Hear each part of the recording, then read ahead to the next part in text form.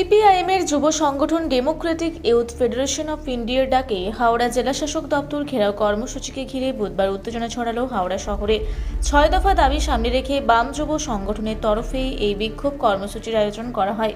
সংগঠনের দাবি, জেলা সরকারি দপ্তরগুলিতে শূন্য পদে স্বচ্ছ নিয়োগ করতে হবে, পাশাপাশি 1,500 টাকার পরিবর্তে 6,000 টাকা বেকার ভাতা চালু করা এবং যুবকদের কর্মসংস্থানের ব্যবস্থা করার দাবিও তোলা হয়েছে। এই কর্মসূচিকে ঘিরে নিরাপত্তা জোরদার করে হাওড়া সিটি পুলিশ। হাওড়া ময়দান এলাকায় পৌরসভার গেটের সামনে প্রায় 12 ফুট উঁচু লোহার ব্যারিকেড বসানো হয়।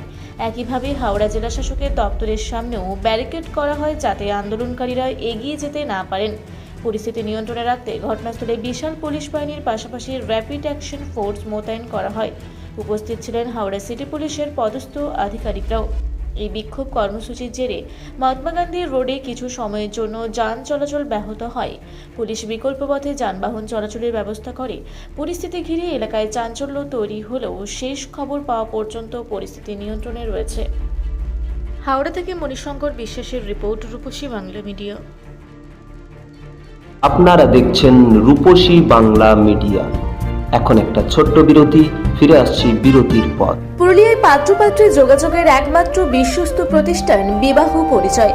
আপনার মনের মতো জীবনসঙ্গী খুঁজতে পাশে রয়েছে বিবাহ পরিচয়। তাই আর দেরি না করে আজই যোগাযোগ করুন বিবাহ পরিচয়। Municipality commercial complex, 2nd floor, Chaibasa road, opposite PWD office, Purulia. Mobile নম্বর 9232440272।